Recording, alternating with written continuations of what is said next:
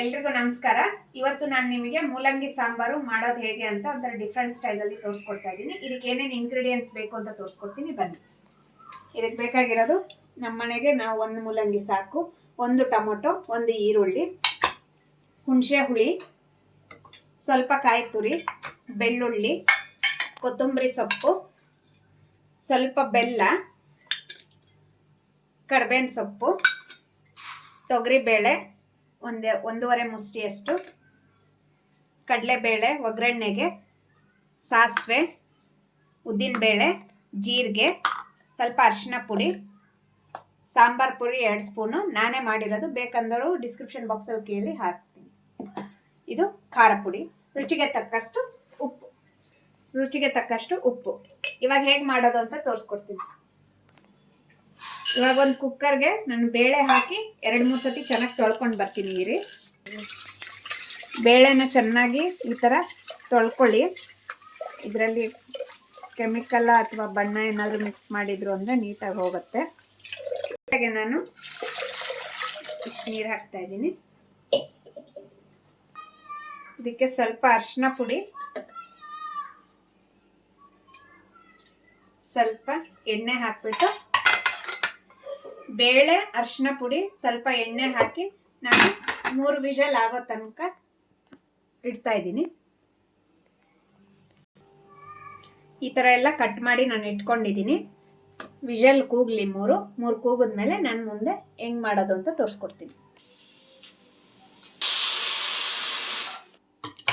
ಇವಾಗ 4 ವಿಷಲ್ ಆಗಿದೆ. ಇದು ತಣ್ಣಗಾಗೋಷ್ಟೊಳಗೆ ನಾವು ಈ ಕಡೆ ಒಗ್ಗರಣೆ ಮಾಡ್ಕೊಳ್ಳೋಣ. 2 3 ಸ್ಪೂನ್ ಎಣ್ಣೆ ಹಾಕಿ ಒಂದು ಸ್ವಲ್ಪ ತುಪ್ಪ ಹಾಕಿ ಟೇಸ್ಟ್ ಚೆನ್ನಾಗಿ ಕೊಡತ್ತೀನಿ ನಾನು. ಎಣ್ಣೆ ಕಾಯ್ದಿದೆ. ಇವಾಗ ಸಾಸಿವೆ, ಒಗ್ಗರಣೆಗೆ, ಜೀರಿಗೆ, ಉದ್ದಿನಬೇಳೆ, ಸ್ವಲ್ಪ ಕಡಲೆಬೇಳೆ ಹಾಕಿ, 2 ಒಣ ಮೆಣಸಿನಕಾಯಿ ಹಾಕಿ, ಕರ್ಬೇವಿನ ಸೊಪ್ಪು ಹಾಕ್ತಾ ಇದ್ದೀನಿ. ಒಗ್ಗರಣೆಗೆ ಸ್ವಲ್ಪ ಹಿಂಗ್ ಹಾಕೊಂಡಿದ್ದೀನಿ. ನಿಮಗೆ ಬೇಡ ಅನ್ನೋರು ಸ್ಕಿಪ್ ಮಾಡಿ, ಬಟ್ ಹೆಲ್ತಿಗೆ ತುಂಬ ಒಳ್ಳೆಯದು, ಉಪಯೋಗಿಸಿ.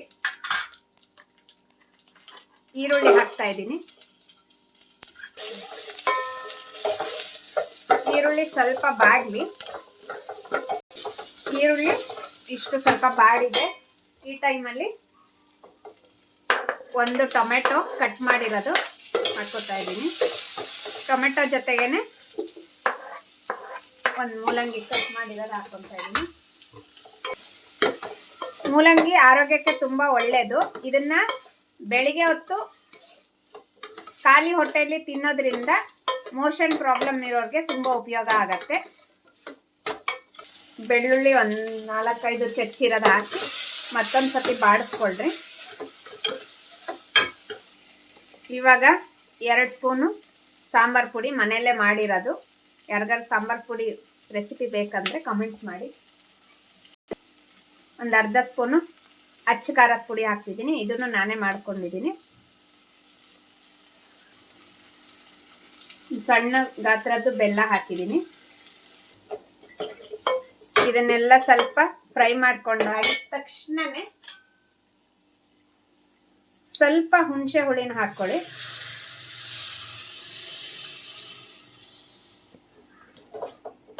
ಹುಣಸೆ ಹುಳಿ ಹಾಕೋದ್ರಿಂದ, ಟೊಮೆಟೊ ಹಾಕಿರ್ತೀವಿ ಹುಳಿ ಇರುತ್ತೆ, ಆದ್ರೂ ಹುಣಸೆ ಹುಳಿ ಸ್ವಲ್ಪ ಹಾಕೋದ್ರಿಂದ ನಿಮಗೆ ಸಾಂಬಾರ್ ಟೇಸ್ಟ್ ಇನ್ನೂ ಚೆನ್ನಾಗಿ ಕೊಡುತ್ತೆ. ಇವಾಗ ನೋಡಿ ಇಷ್ಟು ಫ್ರೈ ಆಗಿದೆ. ಇವಾಗ ಇಲ್ಲಿ ನಾನು ತೋರಿಸಿರೋದಂಗೆ ಆರಿದೆ. ಇವಾಗ ಬೇಳೆ ಬೇಯಿಸ್ಕೊಂಡಿರೋದು ಸಪ್ರೇಟ್ ಬೇಯಿಸ್ಕೊಂಡಿದ್ವಲ್ಲ ಬೇಳೆ, ಇವಾಗ ಆಗಿರುತ್ತೆ. ಈ ಬೇಳೆನ ಇದಕ್ಕೆ ಹಾಕ್ಕೊಳ್ಳೋಣ. ಬೇಳೆ ಸಪ್ರೇಟಾಗಿ ಬೇಯಿಸ್ಕೊಂಡು ಈ ಸಾಂಬಾರು ಮಾಡೋದ್ರಿಂದ ನಿಮಗೆ ಹೆಚ್ಚು ಟೇಸ್ಟ್ ಕೊಡುತ್ತೆ. ಹಾಗೆ ತುಂಬ ಮೆತ್ತಗಾಗಲ್ಲ ಮೂಲಂಗಿ ಅದರಲ್ಲೇ ಬೆಂದೋದ್ರೆ. ಇವಾಗ ಚೆನ್ನಾಗಿ ಕುದೀಲಿ. ಇದು ಸಾಂಬಾರು ಕುದೀತಾ ಇದೆ. ಇವಾಗ ಇದು ಬೇಳೆ ಎಲ್ಲ ಬೆಂದಿತ್ತಲ್ಲ, ಅದರಲ್ಲಿರೋ ನೀರು ಸ್ವಲ್ಪ ಹಾಕ್ಕೊಳ್ತಾ ಇದ್ದೀನಿ. ಇನ್ನೊಂದು ಸ್ವಲ್ಪ ಕನ್ಸಿಸ್ಟೆನ್ಸಿ ನೋಡ್ಕೊಳ್ಳಿ. ಇಷ್ಟು ಕನ್ಸಿಸ್ಟೆನ್ಸಿ ಇದ್ರೆ ಸಾಕು. ಇದಕ್ಕೆ ಇವಾಗ ಕಾಯಿ ತುರಿ ಹಾಕ್ತಾ ಇದ್ದೀನಿ ಸ್ವಲ್ಪ. ಮಸಾಲೆ ರುಬ್ಕೊಳ್ಳೋದು ಬೇಡ, ಏನು ಬೇಡ, ಸಿಂಪಲ್ ಆಗಿ ಮೂಲಂಗಿ ಸಾರು ಆಗತ್ತೆ. ರುಚಿಗೆ ತಕ್ಕಷ್ಟು ಉಪ್ಪು,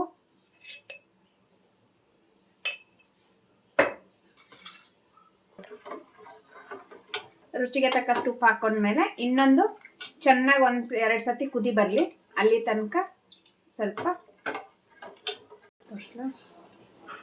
ಇವಾಗ ಕುದಿಯಕ್ಕೆ ಶುರುವಾಗಿದೆ. ಲಾಸ್ಟಿಗೆ ಕೊತ್ತಂಬರಿ ಸೊಪ್ಪು ಹಾಕೋಣ 1-2 ಸತಿ.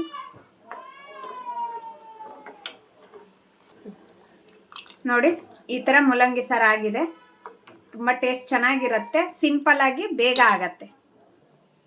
ಇಷ್ಟೇ ಇವತ್ತಿನ ರೆಸಿಪಿ.